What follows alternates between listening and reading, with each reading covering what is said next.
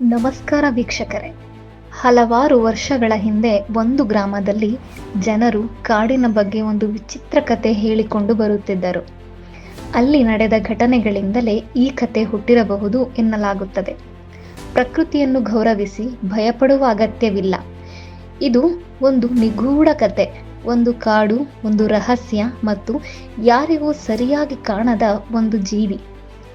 ಈ ಕತೆ ನಡೆಯುವುದು ಕರ್ನಾಟಕದ ಪಶ್ಚಿಮ ಘಟ್ಟದ ಹತ್ತಿರದ ಒಂದು ಸಣ್ಣ ಗ್ರಾಮದಲ್ಲಿ. ಆ ಗ್ರಾಮದ ಹೆಸರು ಮಲ್ಲಿಗೆಪುರ. ಗ್ರಾಮದ ಹತ್ತಿರ ದಟ್ಟವಾದ ಕಾಡು ಇತ್ತು. ಹಗಲು ಸಮಯದಲ್ಲಿ ಹಕ್ಕಿಗಳ ಕೂಗು, ಗಾಳಿ ಬೀಸುವ ಶಬ್ದ, ಮರದ ಎಲೆಗಳ ಸದ್ದು ಎಲ್ಲವೂ ಸುಂದರವಾಗಿರುತ್ತಿತ್ತು. ಆದರೆ ಸಂಜೆ ಆದ್ಮೇಲೆ ಆ ಕಾಡು ಸಂಪೂರ್ಣ ಮೌನವಾಗುತ್ತಿತ್ತು. ಒಂದು ಮಳೆಯ ರಾತ್ರಿ. ಮಿಂಚು ಚಿಮುಕಿಸುತ್ತದೆ. ಗಾಳಿ ಜೋರಾಗಿ ಬೀಸುತ್ತಿತ್ತು. ಗ್ರಾಮದ ನಾಯಿಗಳು ಏಕಾಏಕಿ ಅರಚಿದವು. ರಾತ್ರಿ 11 ಗಂಟೆ ಹೊತ್ತಿಗೆ ಕಾಡಿನೊಳಗಿಂದ ಭಾರಿ ಗರ್ಜನೆ ಕೇಳಿಸಿತು. ಅದು ಸಾಮಾನ್ಯ ಶಬ್ದ ಅಲ್ಲ. ಹುಲಿ ಹಾಗಿಲ್ಲ, ಕರಡಿ ಹಾಗಿಲ್ಲ. ಅದು ಆಳವಾದ ಗಂಭೀರವಾದ ಶಬ್ದ. ಮರುದಿನ ಬೆಳಗ್ಗೆ ರೈತ ಶಂಕರಪ್ಪ ಅವರ ಹೊಲದ ಹತ್ತಿರ ದೊಡ್ಡ ಹೆಜ್ಜೆ ಗುರುತುಗಳು ಕಂಡವು. ಆ ಗುರುತುಗಳು ಮನುಷ್ಯನ ಕಾಲಿನಂತೆ ಕಾಣಿಸುತ್ತಿದ್ದವು, ಆದರೆ ತುಂಬಾ ದೊಡ್ಡವು. ಗ್ರಾಮದ ಜನರಲ್ಲಿ ಭಯ ಶುರುವಾಯಿತು. ಕುತೂಹಲದ ಮಕ್ಕಳು, ಗ್ರಾಮದ 3 ಸ್ನೇಹಿತರು ರಾಹುಲ್, ದೀಪಕ್ ಮತ್ತು ಚರಣ್ ಅವರಿಗೆ ಭಯಕ್ಕಿಂತ ಕುತೂಹಲ ಜಾಸ್ತಿ. ರಾಹುಲ್ ಹೇಳಿದ, ಇದು ಯಾವ ಪ್ರಾಣಿ ಅಂತ ತಿಳಿದುಕೊಳ್ಳಬೇಕು. ಮರುದಿನ ಬೆಳಗ್ಗೆ ಅವರು ಕಾಡಿನ ಅಂಚಿಗೆ ಹೋದರು. ಕಾಡಿನೊಳಗೆ ಕಾಲಿಟ್ಟಾಗ ಗಾಳಿ ನಿಧಾನವಾಗಿ ಬೀಸುತ್ತಿತ್ತು. ಪಕ್ಷಿಗಳು ದೂರದಿಂದ ಕೂಗುತ್ತಿದ್ದವು. ಹಠಾತ್ ಒಂದು ನೆರಳು ಮರದ ಹಿಂದೆ ಸರಿದಂತೆ ಕಾಣಿಸಿತು. ದೀಪಕ್ ನಿಧಾನವಾಗಿ ಕೇಳಿದ, ನೋಡಿದ್ಯಾ? ಚರಣ್ ಹೇಳಿದ, ಹೌದು, ಅದು ದೊಡ್ಡದಿತ್ತು. ಆದರೆ ಅವರು ಹತ್ತಿರ ಹೋದಾಗ ಏನೂ ಇರಲಿಲ್ಲ.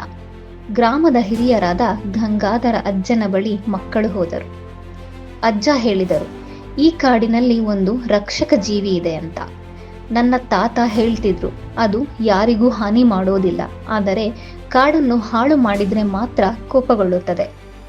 ಇತ್ತೀಚೆಗೆ ಕೆಲವು ಜನರು ಕಾಡಿನಲ್ಲಿ ಮರ ಕಡಿಯಲು ಶುರು ಮಾಡಿದ್ದರು.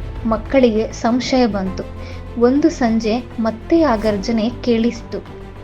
ಈ ಬಾರಿ ಮಕ್ಕಳು ದೂರದಿಂದ ಗಮನಿಸಿದರು. ಕಾಡಿನ ಒಳಗೆ ಒಂದು ದೊಡ್ಡ ಆಕೃತಿ ನಿಧಾನವಾಗಿ ನಡೆಯುತ್ತಿತ್ತು.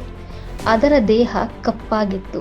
ಅದರ ಕಣ್ಣುಗಳು ಹಸಿರು ಬೆಳಕಿನಲ್ಲಿ ಹೊಳೆಯುತ್ತಿತ್ತು. ಆದರೆ ಅದು ಯಾರ ಮೇಲೂ ದಾಳಿ ಮಾಡಲಿಲ್ಲ.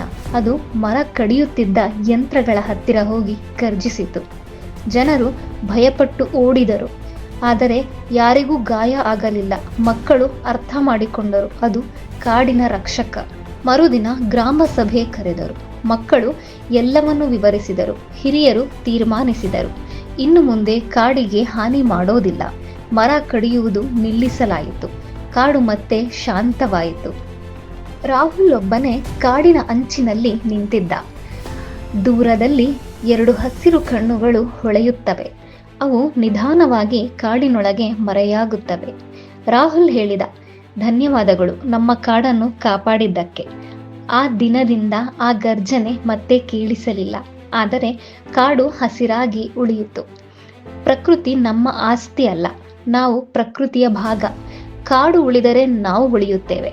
ಈ ಸ್ಟೋರಿಯನ್ನು ಕುರಿತು ನಿಮ್ಮ ಅನಿಸಿಕೆ, ಅಭಿಪ್ರಾಯ ಕಮೆಂಟ್ ಮಾಡಿ, ಶೇರ್ ಮಾಡಿ ಹಾಗೂ ಸಬ್ಸ್ಕ್ರೈಬ್ ಮಾಡಿ. ನಮಸ್ಕಾರ.